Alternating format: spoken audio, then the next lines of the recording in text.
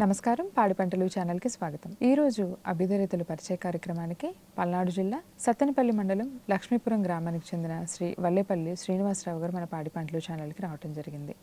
వీరు గత 30 సంవత్సరాలుగా కర్పూర అరటిని సాగు చేస్తూ మేలైన యాజమాన్య పద్ధతులు పాటిస్తూ తోట రైతులకు ఆదర్శంగా నిలుస్తూ ఉన్నారు. ఇప్పుడు అరటి పంటలో వీరు పాటిస్తున్న యాజమాన్య పద్ధతుల గురించి, సాగు విధానాల గురించి మన పాడి పంటలు ఛానల్ ద్వారా వివరిస్తారు. ముందుగా పాడి పంటలు ఛానల్ మరియు స్టూడియో నుండి నమస్కారాలండి. నమస్కారాలండి. మనం అరటి సాగు చేసే విధానం, పద్ధతులు, ముందల పొలం దుక్కిపాటు చేసేటప్పుడు మనం పొలంలో 4 నుండి 6 టక్కుల వరకు ఎరువు తోలుకొని దాన్ని మొక్కను సాళ్ళు తోలుకొని మొక్కలో శుద్ధి చేసి రమ్ములో నీళ్లు పోసి దాంట్లో మందు కలిపి ఆ మొక్కలు తీసి నాటుకుంటే పద్ధతిగా సాలుకి ఎడము 2 గజాలన్నర ఎడం పెడతామండి.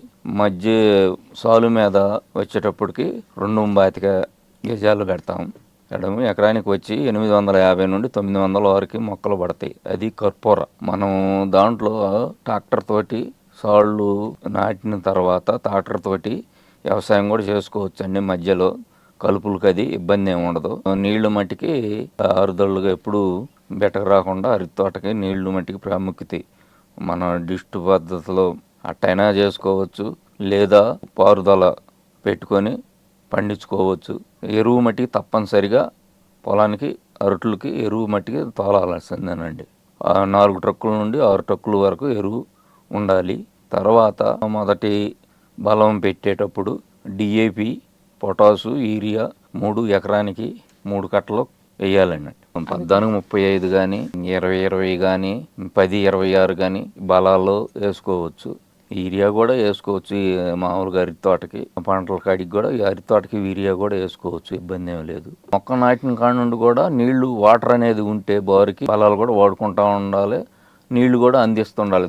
తడి నీళ్లు బాగా బెటకు రాకుండా తడి మట్టికి అరటిలకి పుష్కలంగా నీళ్లు కూడా ఉండాలి. నీరు ఉంటేనే అరటి తోట సేద్యం చేయగలుగుతాం. లేకపోతే నీరు లేకపోతే అరటి పండియలేమండి. నీరు ఉండాలి. తత్తిమే పంటల కాడికి కూడా ముఖ్యంగా అరటికి మట్టికి నీళ్లు ఉండాలి. అక్కడ నుండి తేప తడికి మనం బలాలు అందించుకుంటా పై మందు తెగుళ్ళకి ఏమైనా మందులు వాడుకోవచ్చు అండి. తెగులు పొట్లాలు మామూలుగా కాపర్ కానీ, బేవష్ణ కానీ, M45 కానీ, సాపు కానీ ఇలాంటి మందులు, ఫిల్ట్ కానీ అప్పుడప్పుడు వాడుకుంటూ ఉండాలండి.